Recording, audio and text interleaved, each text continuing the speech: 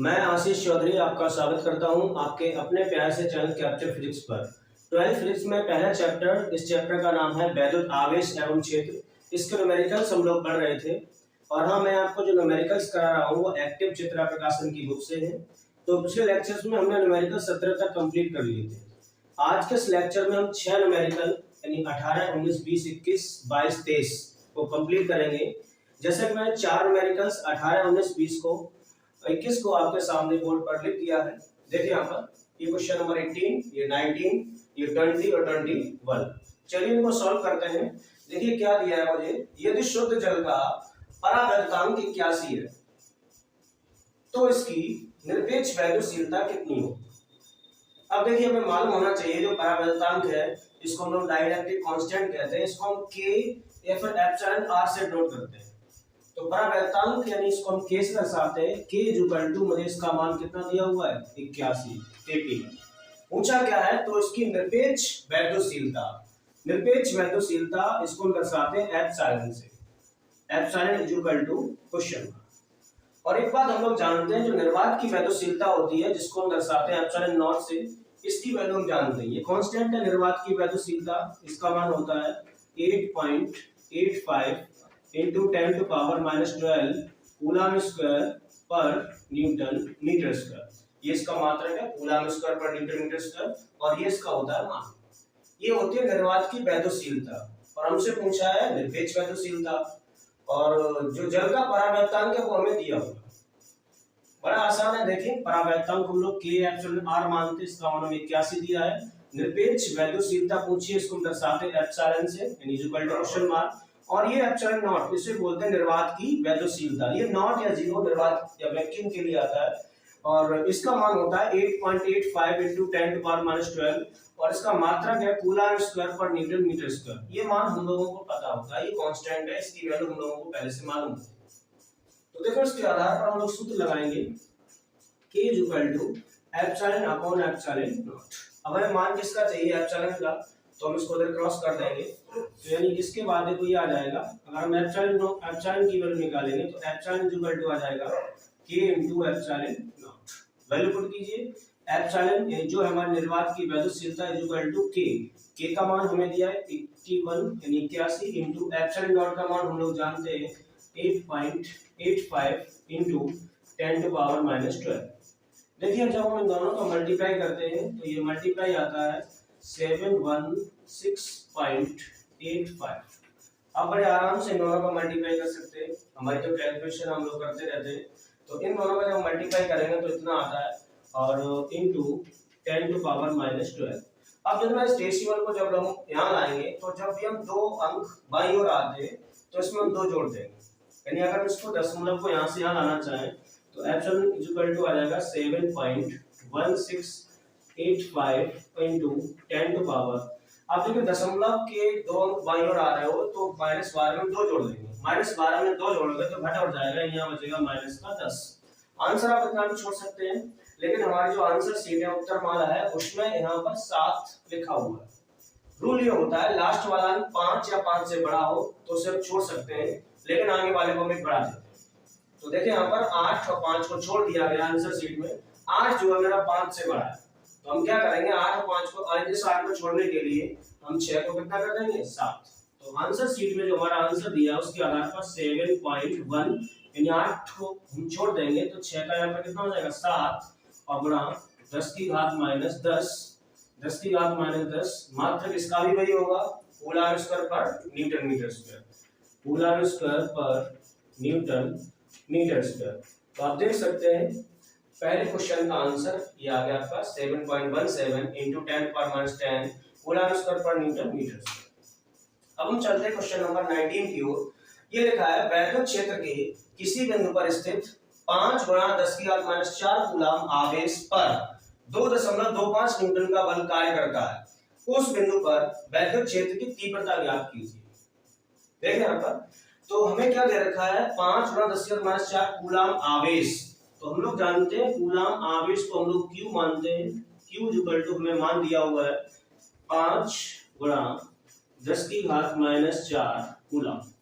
देखा इस पर 2.25 न्यूटन का बल कार्य करता है। बल को हम लोग मानते हैं F। F इक्वल टू मान हमें दिया हुआ है 2.25 न्यूटन। क्या पूछा है? उस बिंदु पर वैद्युत क्षेत्र की तीव्रता, वैद्युत क्षेत्र की तीव्रता को हम लोग E मानते हैं, E equal to question mark. देखिए E पूछा है, F और Q दिया है, तो वैद्युत क्षेत्र की तीव्रता का जो सूत्र है इसकी परिभाषा से हम लोग जानते हैं E इक्वल टू होता है F अपॉन Q। कुछ नहीं, फॉर्मूला बेस्ड क्वेश्चन है, मान लगा दिया। F का मान ये, Q का मान ये, पुट करते हैं।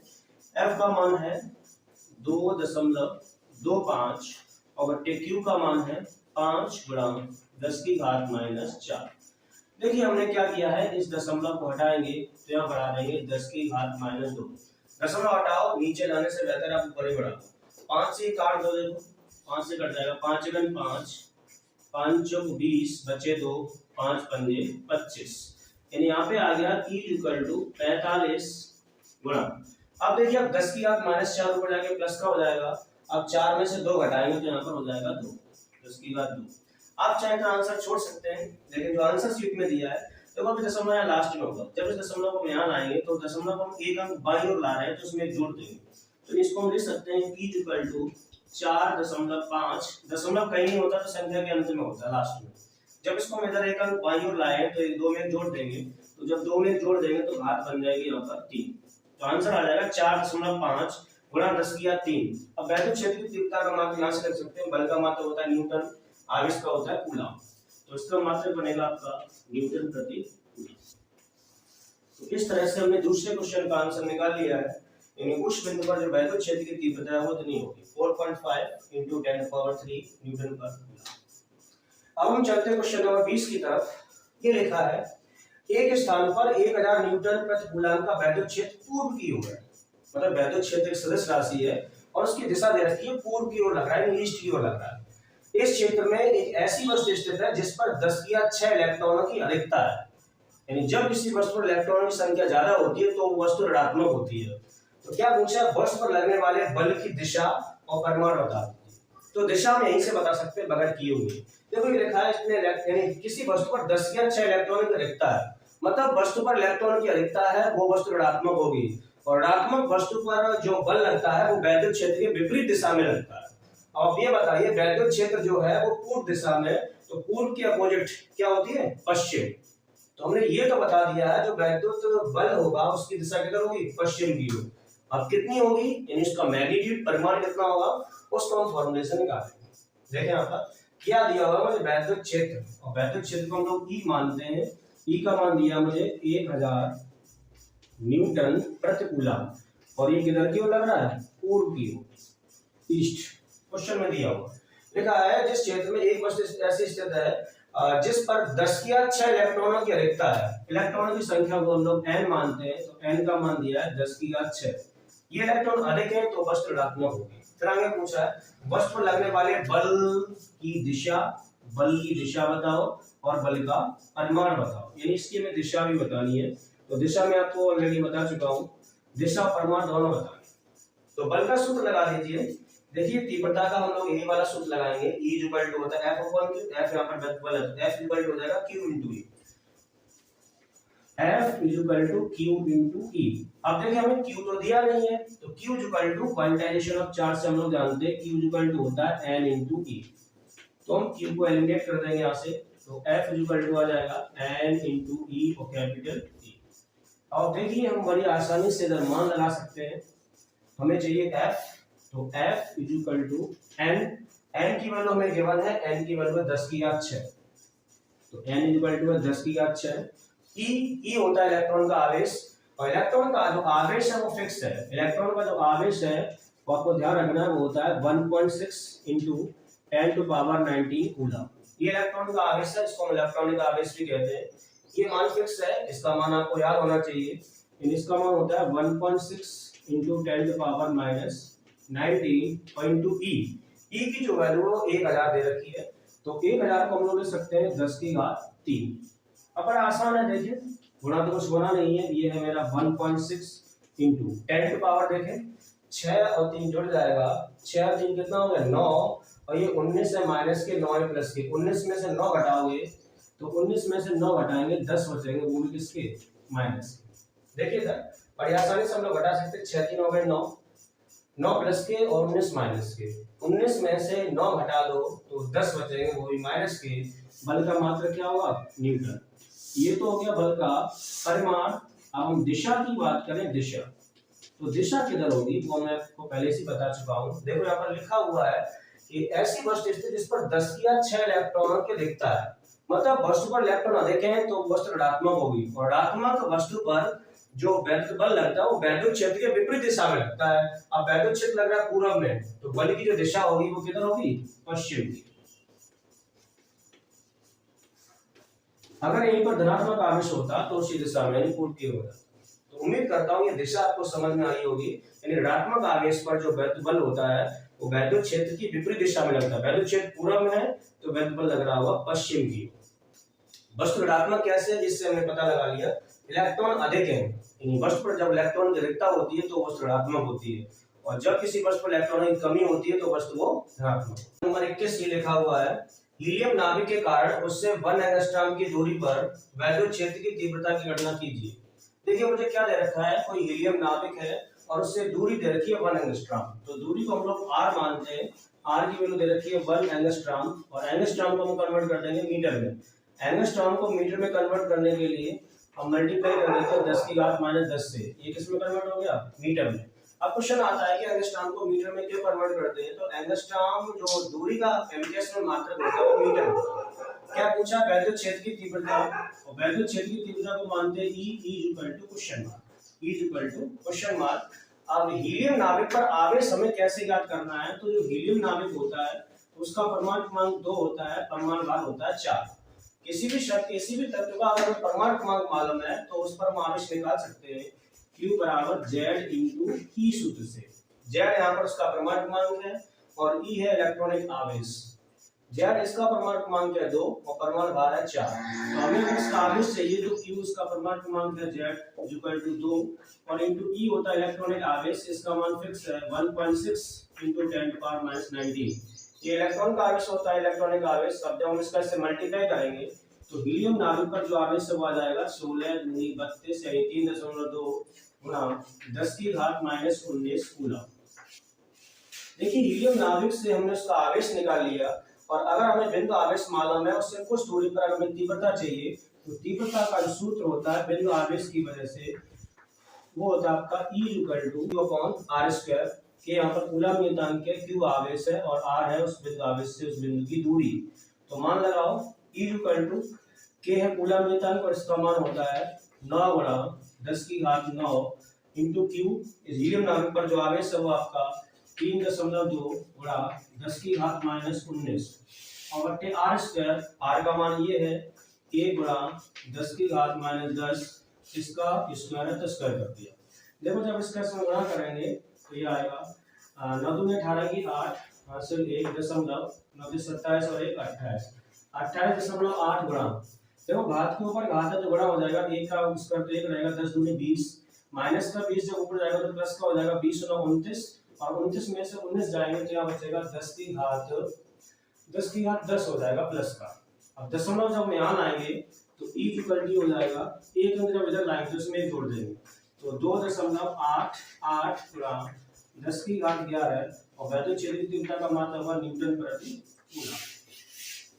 तो इस तरह से हमने बड़ी आसानी से 4 क्वेश्चन को आपके सामने सॉल्व किया है। क्वेश्चन नंबर 22 आपके सामने है, ये लिखा हुआ है स्वर्ण नाभिक यानी सोने का नाभिक है Z यानी उसका परमाणु क्रमांक हमें दिया है 79 की त्रिज्या 6.6 गुणा 10 की घात -15 मीटर है। यदि नाभिक पर धनावेश समान रूप से वितरित हो यानी फैला हुआ हो समान रूप से, तो इस आवेश के कारण नाभिक की सतह पर स्थित किसी बिंदु पर क्षेत्र की तीव्रता ज्ञात कीजिए। मतलब वैद्युत क्षेत्र की तीव्रता हमसे पूछी है। नाभिक होता है गोलाकार, जैसे ये कोई सोने का नाभिक है और ये गोलाकार है और ये इसका केंद्र है, ये इसकी त्रिज्या है। ये कोई धनावेश है जो इस नाभिक की सतह पर समान रूप से फैला हुआ है। तो इस केस में जो तीव्रता का सूत्र ये होता है, तीव्रता का जो फॉर्मूला होता है इस केस में वो होता है E = KQ/r²। देखें यहाँ पर K कूलम नियतांक है, Q आवेश है और R है वो दूरी जहां पर हम वैद्युत क्षेत्र की तीव्रता निकाल रहे हैं। तो इस केस में क्या होता है, जो वैद्युत क्षेत्र की तीव्रता का जो सूत्र है वो ये होता है यानी इस केस में क्या होता है, ये ठीक वैसे ही व्यवहार करता है जैसे आवेश इसके केंद्र पर रखा हो। कुल मिला के यहाँ पर जो त्रिज्या है वो यहाँ पर दूरी का काम करेगा और के यहाँ पर कूलम नियतांक है, क्यू जो है वो सोने का आवेश है और आवेश हम निकाल लेंगे। उन्होंने हमें सोने का परमाणु क्रमांक दिया है, तो देखिए इसको हम लोग कर रहे हैं। त्रिज्या दे रखी है, त्रिज्या को हम लोग आर मानते हैं, यानी आर की वैल्यू दे रखी है 6.6 इंटू 10⁻⁻15 मीटर। अब बोल रहे हैं इसका परमाणु क्रमांक को हम लोग जेड मानते हैं, जेड इक्वल टू दे रखा है 79। तो अगर हमें किसी का परमाणु क्रमांक मालूम हो तो हम आवेश निकाल सकते हैं। आवेश को हम लोग क्यू मानते हैं, Q equal to Z into E सूत्र से। तो क्यू इक्वल टू सोने का आवेश, जेड परमाणु क्रमांक यहाँ पर 79 दिया हुआ है, ई है इलेक्ट्रॉनिक आवेश, इसका मान फिक्स है, इसका मान होता है 1.6 इंटू 10⁻⁻19 कूलम। तो इस तरह से सोने पर जो आवेश होता है वो ये होता है। लेकिन हमसे आवेश नहीं पूछा है, क्या पूछा है, वैद्युत क्षेत्र की तीव्रता, मतलब ई का मान पूछा है। तो देखिए तीव्रता का सूत्र लगाएंगे, ई इक्वल टू फॉर्मूला होता है मेरा के क्यू अपॉन आर स्क्वायर। देखिए यहाँ पर के है कूलम नियतांक और इसका मान होता है 9 × 10⁻9 इंटू क्यू, क्यू है आवेश और आवेश का मान ये है 79 × 1.6 इंटू 10⁻⁻19 अपॉन आर स्क्वायर। अब आर की वैल्यू है ये, इसका स्क्वायर है, तो 6.6 इंटू 10⁻⁻, देख सकते हैं 15 और इस पूरे का क्या है स्क्वायर, तो स्क्वायर कर दिया। देखिए हम इसको गुणा कर रहे हैं, 16 का इससे 9 से करेंगे तो 16 निम्मा होते हैं 144, तो यहाँ आ जाएगा 144 दशमलव आ जाएगा एक अंक के बाद, यानी यहाँ पर गुणा 10 की घात और ये 79 और बचा है तो ये मैंने यहाँ पर 79 लिखा गुणा 10 की घात। अब देखो 19 माइनस के है 9 प्लस के, तो यहाँ पर घट जाएगा, यहाँ बचेगा 10 की घात माइनस का 10 और बट्टे। देखिए यहाँ पर ये स्क्वायर है तो इसको मैंने 2 बार लिखा, 6.6 इंटू 6.6 और इंटू घात के ऊपर घात है तो गुणा हो जाएगा, 15 दूनी हो जाएगा 30, वो भी हो जाएगा माइनस का। देखिए हम इसको कर रहे हैं, सबसे पहले क्या किया मैंने, दशमलव से दशमलव को हटा दिया, ये दशमलव हटाया और यहाँ पे बढ़ा दिया मैंने 10।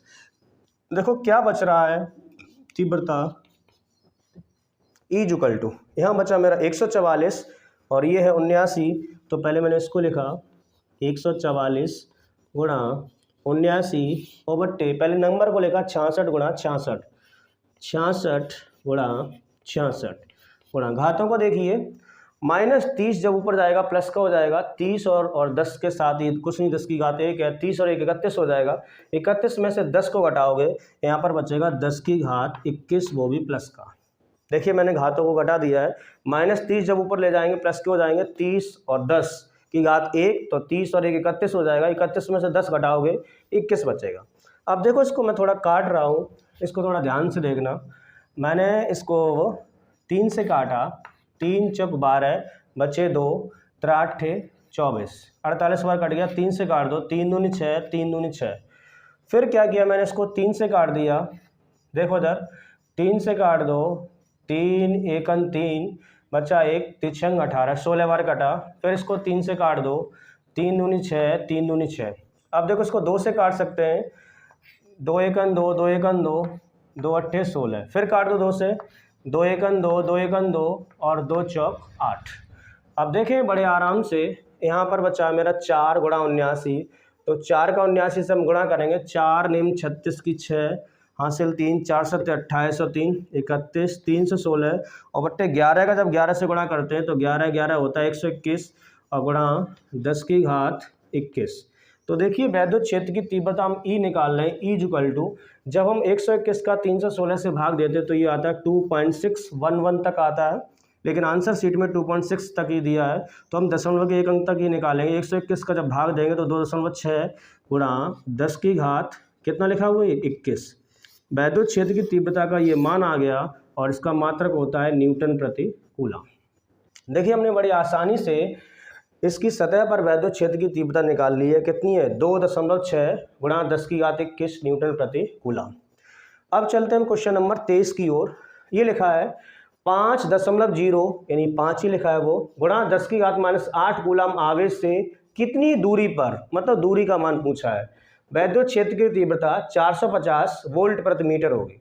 वैद्युत क्षेत्र की तीव्रता के दो मात्रक होते हैं यहाँ पर, एक न्यूटन प्रति कूलम और दूसरा वोल्ट प्रति मीटर। तो देखिए आवेश दिया मुझे, आवेश को हम लोग Q मानते हैं। Q का मान दिया है 5.0 गुणा 10⁻⁻8 कूलम। कितनी दूरी पर, दूरी मतलब R पूछा है, R equal to question mark, वैद्युत क्षेत्र की तीव्रता E इक्वल टू दे रखा है मुझे 450 वोल्ट प्रति मीटर। दूरी पूछी है, ये कॉमन सेंस है, ये अंडरस्टूड है, जो दिया है अगर उसका सूत्र होता है तो लगेगा जरूर। वैद्युत क्षेत्र की तीव्रता दी है, आवेश दे रखा है, दूरी पर तीव्रता का सूत्र हम लोग जानते हैं, E इक्वल टू क्या होता है KQ/R²। हमें R का मान चाहिए तो हम इसको इधर ले आएंगे, E को इधर ले आएंगे, यानी यहाँ से हो जाएगा R² equal to KQ/E। Cross कर दिया R² को E की जगह, E को R² की जगह। अब वर्ग उधर जाएगा तो बन जाएगा वर्गमूल, तो यहाँ से देखें R इक्वल टू आ जाएगा √KQ/E। अब हम मान लगा सकते हैं अंडर रूट, देखना बड़े आराम से, K होता है कूलम नियतांक, इसका मान होता है 9 गुणा 10⁹ इंटू Q है आवेश, इसका मान हमें दिया है 5 ही है वो, 5 गुणा 10⁻⁸ और बट्टे E है वैद्युत क्षेत्र की तीव्रता, इसका मान दिया मुझे 450, इसको हम लोग लिख सकते हैं 45 गुणा 10। देखिए हमने बड़ी आसानी से 450 को 45 गुणा 10 लिख दिया, ये भी 450 लिखा है। देखिए कट रहा है पूरा पूरा, 9 पंजे 45, 45 से 45 कट गए। देखें यहाँ पर, यहाँ 10⁻9 है, यहाँ 10⁻8 है, ये माइनस के, तो 9 में से 8 घटाएंगे 10 बचेंगे और नीचे 10 लिखा है, तो कुल मिला के इन घातों से ये 10 कट जाएगा पूरी तरह से, और यहाँ पर कुछ नहीं, तो क्या बचा मेरा √1, और 1 का वर्गमूल 1 ही होता है, तो इस तरह से R जो दूरी है वो आ जाएगी मेरी 1, और दूरी का MKS प्रणाली में मात्रक क्या होता है, मीटर। तो बड़ी आसानी से हमने दूरी निकाल ली है, यानी जो आवेश से 1 मीटर की दूरी पर वैद्युत क्षेत्र की तीव्रता कितनी होगी, 450 वोल्ट प्रति मीटर। उम्मीद करता हूँ आज के न्यूमेरिकल्स आपको पूरी तरह से समझ में आए होंगे, और हाँ, एक्टिव चित्रा प्रकाशन की न्यूमेरिकल्स देखने के लिए आप हमारे चैनल के साथ जुड़े रहिए। तब तक के लिए नमस्कार।